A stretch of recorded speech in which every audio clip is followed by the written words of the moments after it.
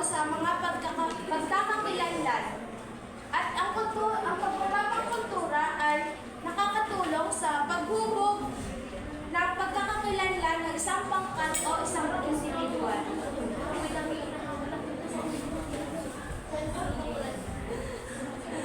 Sinasabi dito, ang pagbabang kultura daw ay isang proseso ng pagdokumentaryo at pag-aaral ng mga kultural na aspeto ng isang lugar o komunidad. Ang UNESCO o United Nations Educational, Scientific, and Cultural Organization, ito ay isa sa sumusuporta sa pagmamahal kultural bilang isang paraan upang mas mapanatili at mas mapalawak pa ang pagkakaiba-iba ng kultura sa buong mundo. Ayon naman sa Universal Declaration on Cultural Diversity, dito naman naglalayo na itaguyod ang pagpapahalaga ng pagkakaiba-iba ng mga kultura at tradisyon. Ito ay nagbibigay din halaga patungo sa pagpapanatili ng kultural na pamana, pagpapalawak ng pagkakaunawaan sa pagitan ng mga kultura, at pagpapalawak sa pag-unlad ng mga kultural sa industriya. Sa pamamagitan ng pagmamahal kultural, ito ay mas madaling matukoy ang kultural na yaman at kahalagahan ng isang lugar. Dito din mas nai-preserve ang mga kultural na tradisyon at mga pamana. Dito rin mas nagiging na-promote din yung mga turismo at yung mga pag-unlad ng ating ekonomiya.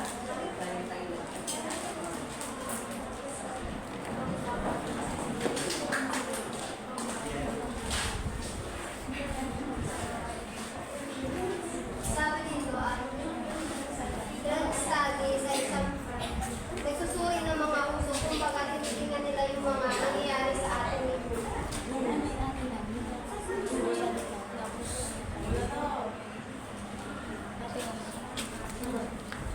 Number 2 is tinatawag din transdisciplinary area na kasama ng konsepto mula sa kultura, media, marketing at disenyo. Ibig sabihin, halo-halo siya ng iba't ibang konsepto tulad ng kultura, antropolohiya, marketing at disenyo.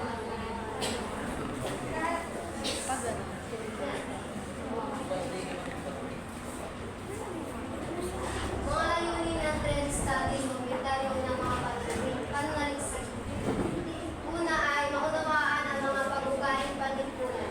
Layunin ng trend studies na maunawaan kung paano kumikilos, nag-iisip at nakikisalamuha ang mga tao sa ating lipunan. Pangalawa ay kilalanin ang mga nakasanayan, ritual, interpretasyon at discourse.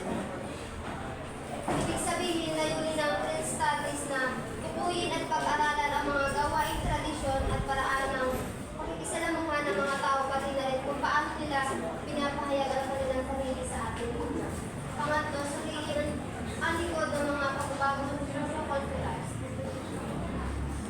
Sinusuri rito kung paano naapektuhan ang teknolohiya, media o ekonomiya ang pananaw o pamumuhay ng mga tao. Number 4 ay magpakita ng mga solusyon at direksyon sa strategy, tikong ansats. Dito naman, hindi lang basta alamin yung mga uso, kundi intindihin kung bakit ito lumalabas at